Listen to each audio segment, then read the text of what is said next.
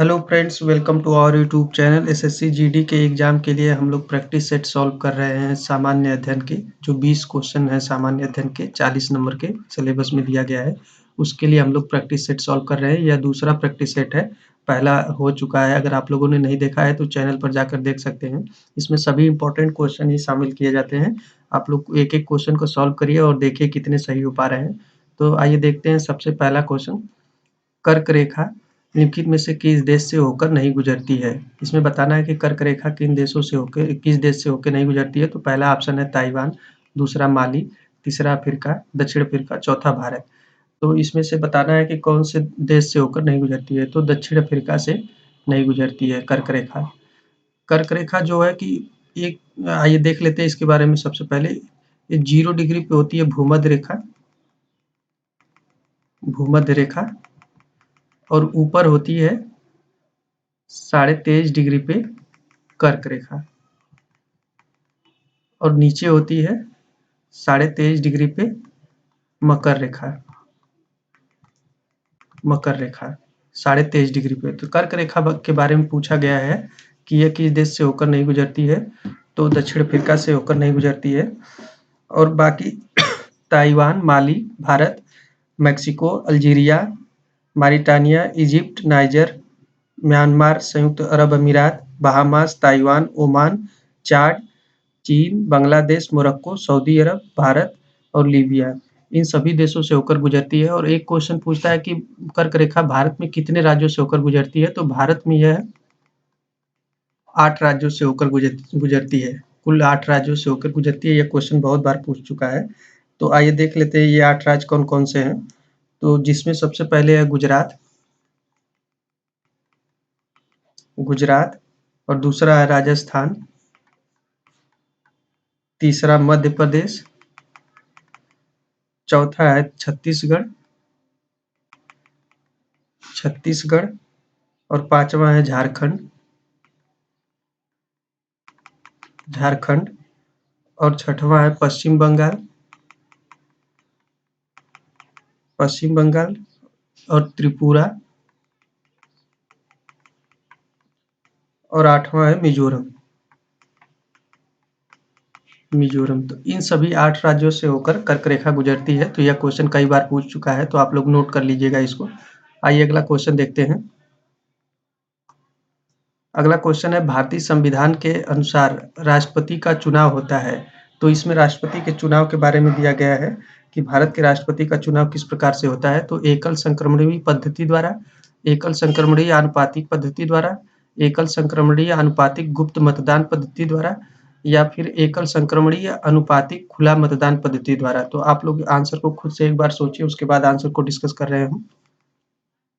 तो राष्ट्रपति का चुनाव जो होता है एकल संक्रमणीय आनुपातिक गुप्त मतदान पद्धति द्वारा होता है, यानी कि सी ऑप्शन सही हो जाएगा। राष्ट्रपति का चुनाव, यह राष्ट्रपति के चुनाव की पद्धति होती है एकल संक्रमणीय आनुपातिक गुप्त मतदान पद्धति द्वारा होता है।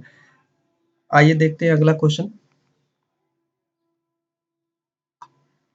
तो अगला क्वेश्चन है उपराष्ट्रपति के निर्वाचक मंडल में 20 प्रस्तावक तथा 20 अनुमोदक होने चाहिए। ये 40 लोग कौन होते हैं?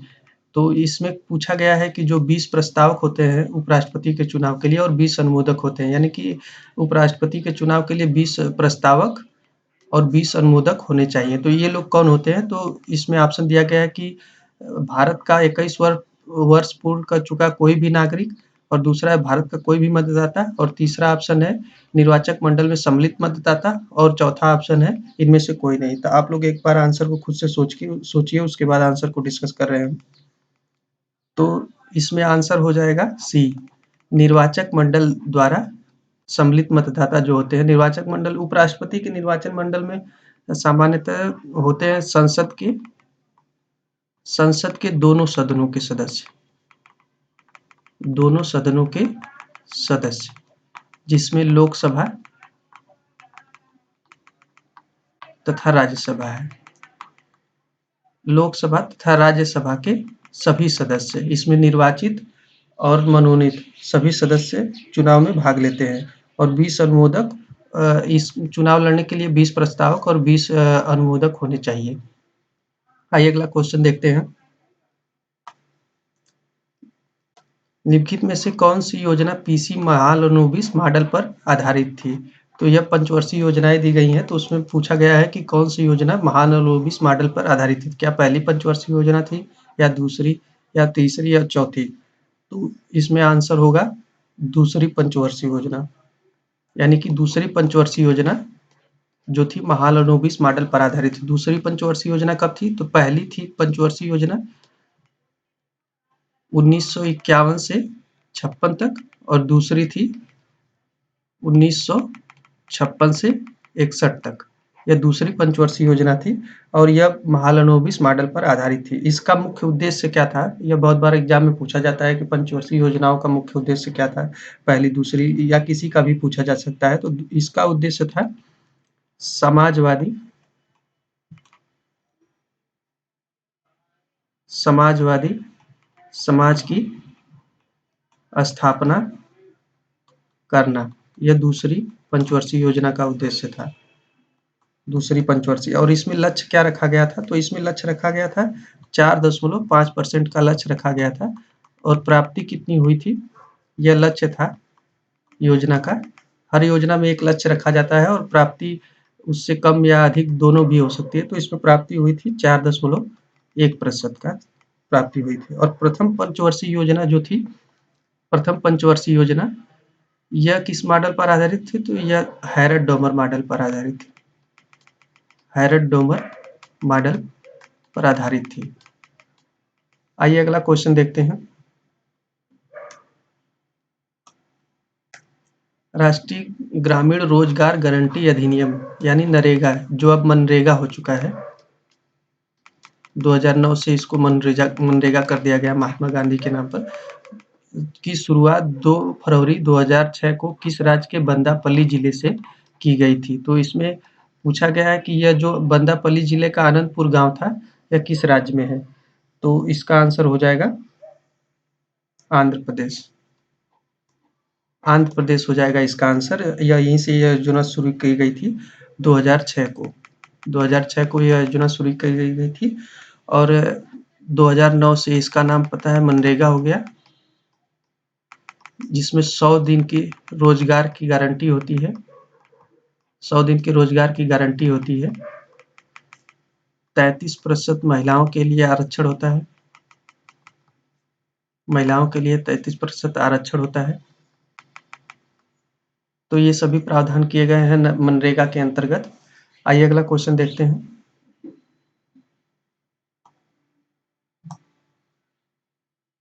अगला क्वेश्चन है, निम्नलिखित में से किस वैज्ञानिक उपकरण का प्रयोग दूर की वस्तुओं को ताप ज्ञात करने के लिए किया जाता है? तो इसमें पूछा गया कि किस वैज्ञानिक उपकरण का प्रयोग दूर की वस्तुओं का ताप ज्ञात करने के लिए किया जाता है? तो इसका आंसर हो जाएगा पायरोमीटर।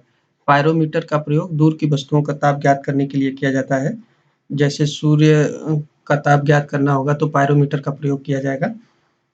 और ये फोटोमीटर, इसके बारे में देख लेते हैं। तो फोटोमीटर, इसका प्रयोग जो है कि स्रोतों की प्रतिदीप्त तुलना की करने के लिए किया जाता है। जो स्रोत होते हैं, ध्वनि स्रोत, उसकी प्रतिदीप्ति की तुलना के लिए किया जाता है।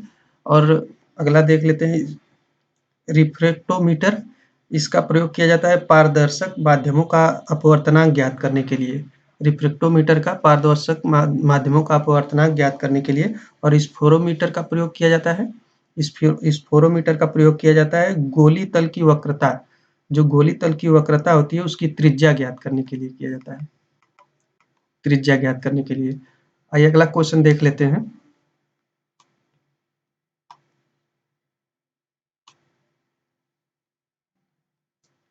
अगला क्वेश्चन देख लेते हैं, एक छूट गया है यहाँ पर, इसके बारे में। टंगस्टन का गलनांक कितना होता है? टंगस्टन का गलनांक कितना होता है? तो इसमें ऑप्शन दिया गया 1500 डिग्री सेंटीग्रेड, 2000 सेंटीग्रेड, 2500 और 3500। तो टंगस्टन का गलनांक होता है, यह बहुत बार एग्जाम में पूछा जा चुका है कि कितना होता है। तो इसका होता है 3500 डिग्री सेंटीग्रेड। टंगस्टन का गलनांक यह बहुत ही अधिक होता है, टंगस्टन का गलनांक।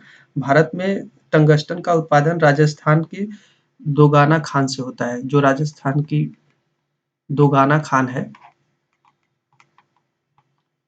यहाँ से बहुत प्रसिद्ध है। यहाँ से टंगस्टन का उत्पादन किया जाता है और इसका प्रयोग बिजली बल्ब के, जो बिजली का बल्ब होता है, उसका तंतु बनाने में किया जाता है, टंगस्टन का प्रयोग किया जाता है। अगला क्वेश्चन देख लेते हैं।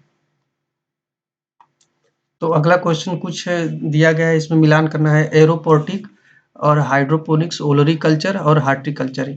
ये कृषि से संबंधित कुछ पद्धतियां हैं जिसका मिलान करना है। तो आइए देखते हैं। तो एरोपोनिक का हो जाएगा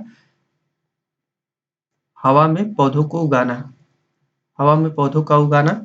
और हाइड्रोपोनिक्स का हो जाएगा मृदा रहित कृषि, यानी हाइड्रो यानी मृदा रहित कृषि या जल कृषि, जल में कृषि की जाती है, उसके लिए हाइड्रोपोनिक्स का प्रयोग किया जाता है। और ओलोरीकल्चर जो होता है, ओलोरीकल्चर होता है सब्जियों के उत्पादन से संबंधित, और हार्टिकल्चर बागवानी से संबंधित होता है। तो ए का 3 हो जाएगा और बी का 1, तो इसका आंसर हो जाएगा सी।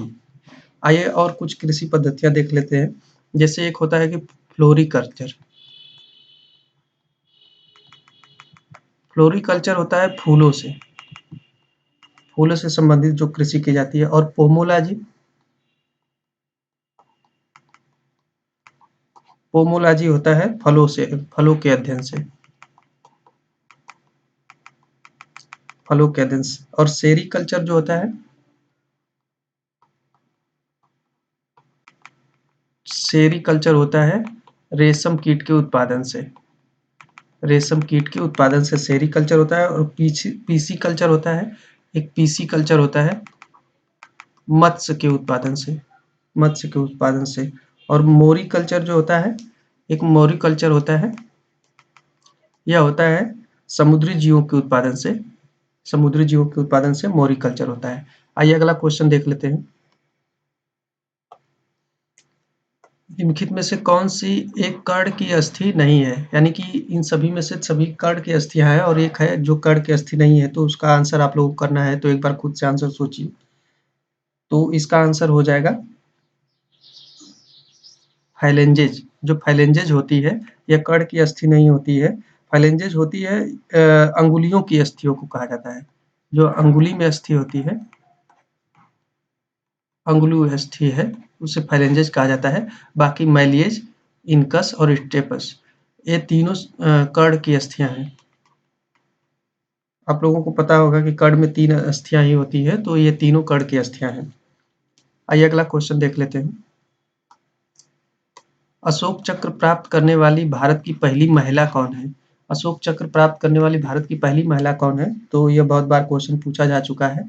तो क्या यह अन्ना चांडी है, नीरजा भनोट, आरती शाह और श्रीमती सन्नो देवी? इनमें से कौन सी है? तो आप लोग आंसर को खुद से एक बार सोचिए। तो इसका आंसर हो जाएगा नीरजा भनोट। जो नीरजा भनोट हैं, यह भारत की अशोक चक्र प्राप्त करने वाली पहली महिला है। और यह जो कि अन्ना चांडी कौन है?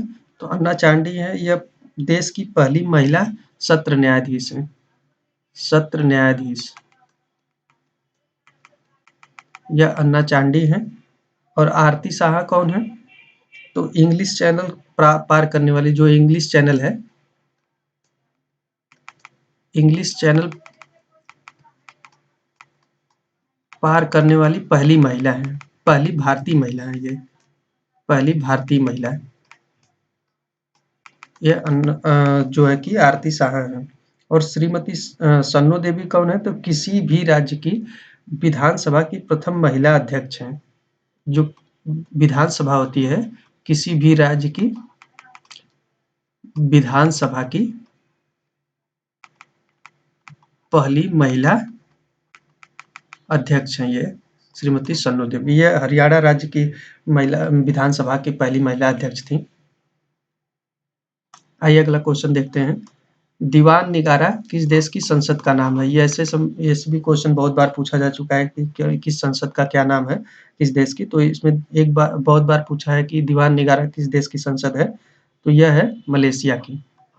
मलेशिया की संसद का नाम दीवान निगारा है।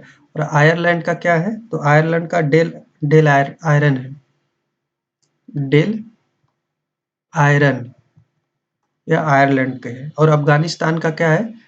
तो अफगानिस्तान का है सोरा। यह भी बहुत बार क्वेश्चन पूछा जा चुका है कि अफगानिस्तान की संसद का नाम क्या है? तो सोरा है। और स्विट्जरलैंड का फेडरल असेंबली,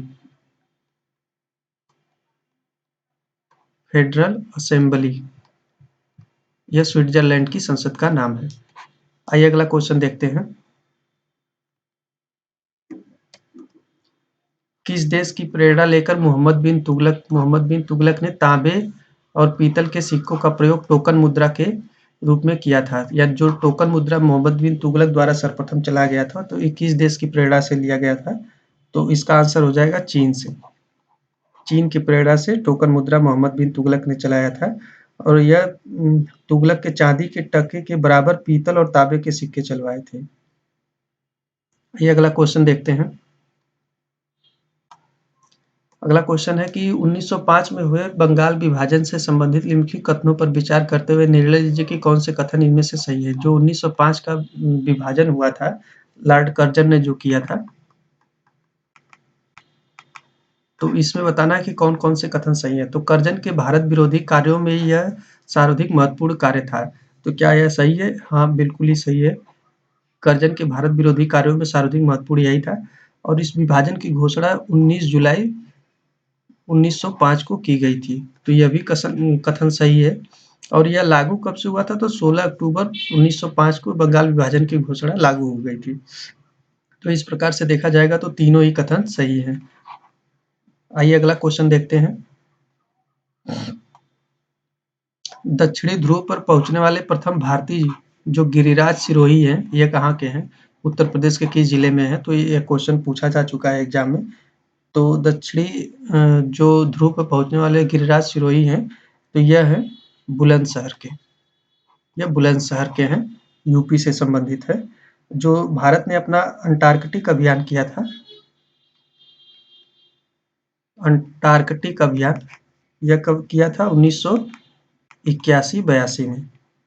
तो उसी समय बुलंदशहर दक्षिणी ध्रुव पे ये गिरिराज सिरोही उसी समय का पहुंचे थे दक्षिणी ध्रुव पे। आइए अगला क्वेश्चन देखते हैं। तूजू दर्रा भारत को किस देश से जोड़ता है? जो तूजू दर्रा है वह भारत को किस देश से जोड़ता है? तो इसमें ऑप्शन है म्यांमार, बांग्लादेश, चीन और पाकिस्तान। तो इसमें आंसर एक बार खुद से सोचिए, उसके बाद आंसर को डिस्कस कर रहे हैं हम। तो यह है म्यांमार को भारत से जोड़ता है। तूजू दर्रा भारत को म्यांमार से जोड़ता है। आइए अगला क्वेश्चन देख लेते हैं।